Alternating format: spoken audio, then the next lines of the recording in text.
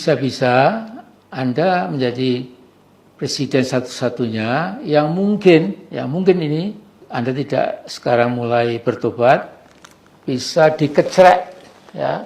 Dikecrek ya? Dikecrek, seperti banyak presiden dan perdana menteri di muka bumi ini yang berakhir di dalam balik jeruji penjara. Amin Rais gemetar mengungkapkan realitas di mana Jokowi menjadi penguasa tunggal di negara ini. Dan Amin Rais keteteran untuk menjatuhkan Joko Widodo. Dia gemetar ketika Airlangga Hartarto mundur dan diperkirakan Jokowi lah yang akan menjadi pengganti Airlangga Hartarto.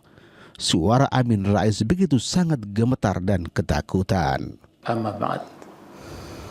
Saudaraku sebangsa setanah air yang saya hormati, saya cintai. Seperti diketahui, Golkar pemenang nomor 2 di Pileg 2024 sebagai partai kawakan yang para pengurusnya cukup terdidik. Sekarang ini menjadi goncang karena Mas Airlangga Hartarto mengumumkan pengunduran dirinya sebagai ketum Partai Golkar pada hari Minggu kemarin 11 Agustus ya tahun ini. Ya. Nah, gejala-gejala orang luar Golkar mau mengatur-atur atau lebih tepat mengacak-acak Golkar sudah diendos lebih dulu oleh Luhut.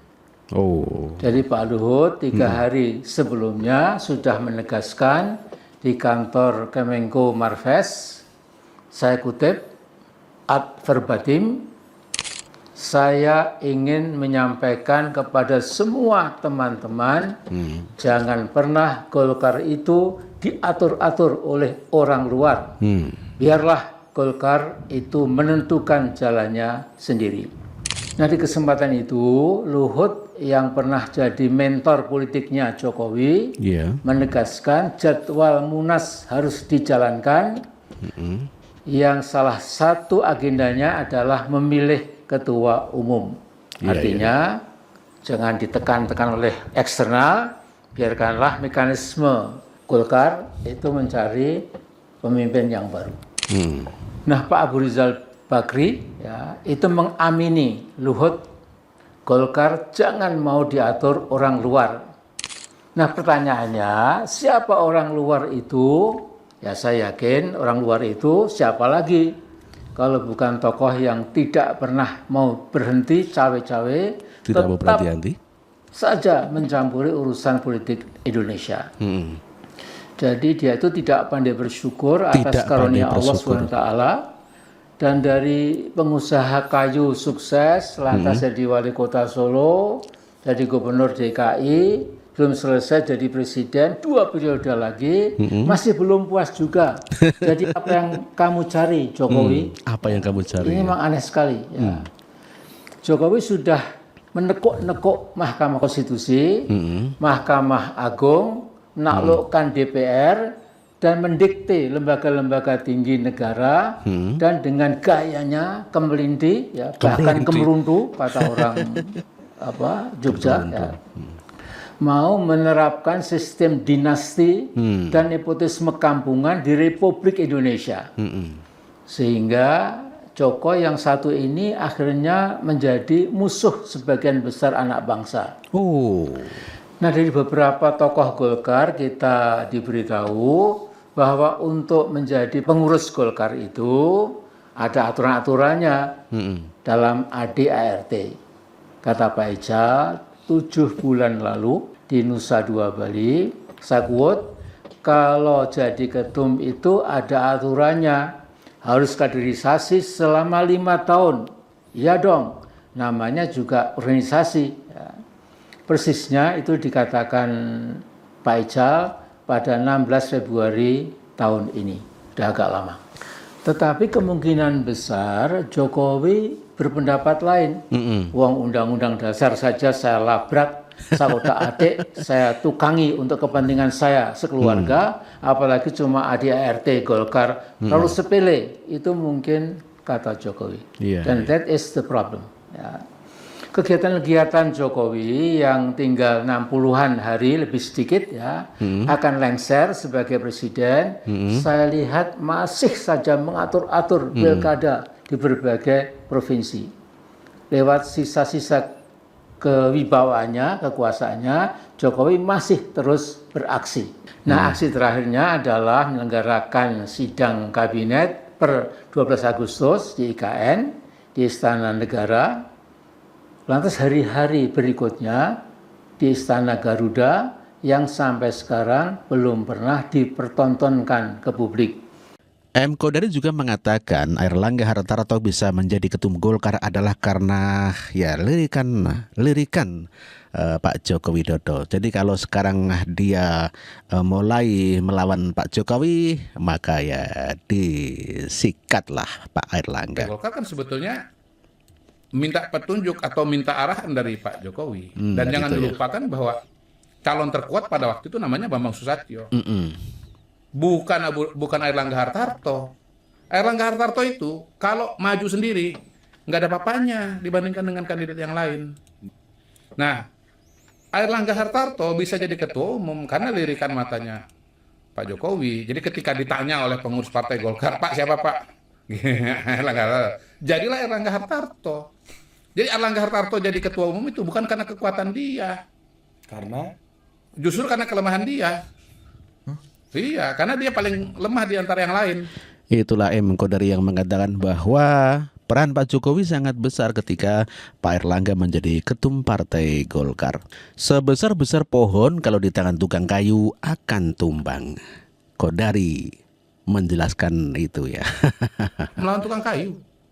Sebesar-besar pohon. Kalau melawan tukang kayu atau tumbang juga.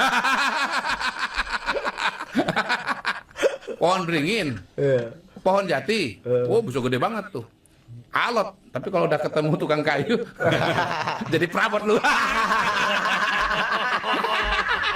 Jadi kalaupun nggak tumbang dari luar, dia akan ditumbangkan dari dalam. Pohon jati, bisa gede banget tuh.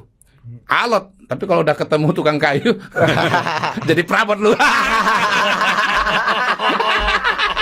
Jadi kalaupun nggak tumbang dari luar, dia akan ditumbangkan dari dalam. Ya, ditumbangkan dari dalam. Karena cuaca udah mengarah tepat lain. Iya kan, gini. Ini kan pohon beringin, ya pohon beringin ini, dia selalu mencari kehangatan dari matahari.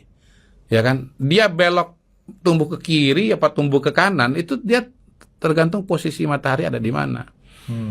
Jadi sebetulnya pengurus-pengurus Partai Golkar ini juga akan bertindak berdasarkan arah matahari itu. Iya. Dan upaya Airlangga untuk mengikuti cahaya matahari tidak dinilai cukup oleh 07 dia nggak lari ke matahari, dia lari kepada kegelapan.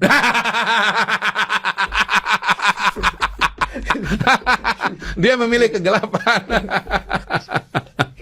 Itu dia nggak lari ke matahari, dia memilih kegelapan. Itu dia apa? Melawan tukang kayu. Sebesar-besar pohon. Kalau melawan tukang kayu atau rumbang juga.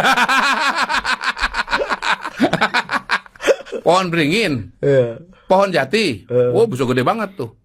Alot, tapi kalau udah ketemu tukang kayu, jadi perabot lu.